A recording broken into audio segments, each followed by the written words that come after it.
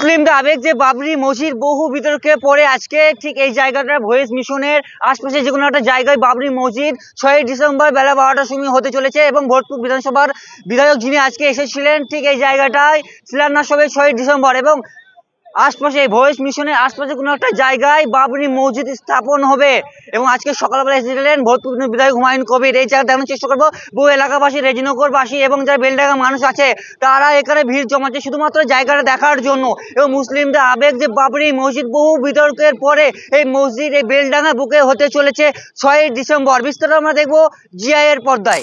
এরা আপনারা আমার তো নতুন কথা না, এ তো আপনারা জানছেন যে কিরম ভিড় হবে। এ তো কি ভিড় দেখছেন, ভিড় তো দেখবেন শনিবারের দিনে।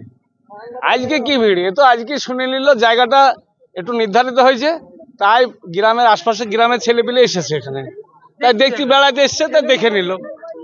আর আমি যে জিনিসটা দেখলাম বা যেটা করতে গেলাম সেটা আপনারা দেখলেন। ওই যে স্কুলের পাশে যেটা টিন দিয়ে ঘিরছে, ওই টিন মালিককে আমি জিজ্ঞেস করলাম যে এই ব্যাপার কি ব্যাপার, তো বলছি আমি ছেলেদের সেফটি করছি, তো তিনি সেফটি করুক।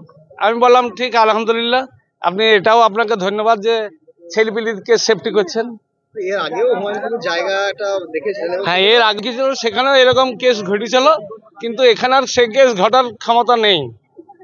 আসছে সির্ফ মাত্র 24 ঘন্টা না 48 ঘন্টা টাইম, তারপর দেখতে পাবেন আপনারা।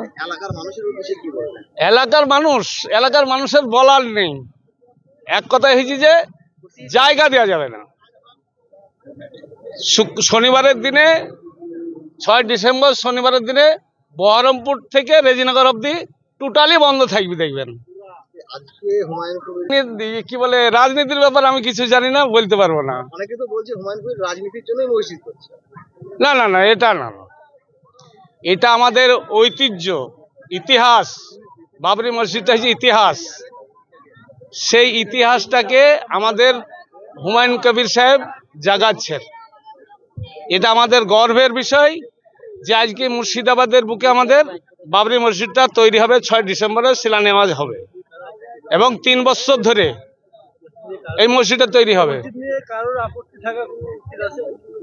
মসজিদ নিয়ে তো মুসলমানদের কোনো আপত্তি না থাকাই দরকার, কিন্তু কিছু মুনাফিক আছে তারা আপত্তি করবে, আর এটা থাকবে। যেহেতু আমাদের হাইকোর্টের উকিল সাহেব বলছেন আপনি যত লাখ টাকা দিয়ে চাল কিনেন, চালের মধ্যে কাঁকর থাকবে, চালের মধ্যে কাঁকর থাকবে। তো আমাদের মুসলমানদের মধ্যে শুধু তাই নয়, উকিল সাহেবের কথা নয়, যার জন্য দুনিয়াটার সৃষ্টি হয়েছে তিনার নাম হচ্ছে হযরত মুহাম্মদ রাসূলুল্লাহ সাল্লাল্লাহু আলাইহি সাল্লাম। তিনি এই জীবনে এই দুনিয়াতে যদি না আসতেন দুনিয়াটাই সৃষ্টি হতো না। তো তিনার পিছনেই তো তিনার জামানাতেই তো বলেছে যে, এবং তিনার জামানাতে নিজের ভাইপুরা নিজের চাচারা তিনারা করেছেন এরকম, যেরকম চলছে আজ বাবরি মসজিদ নিয়ে। এর সারা জীবন থাকবে এবং কিয়ামত পর্যন্ত এরকম থাকবে মুসলমানদের।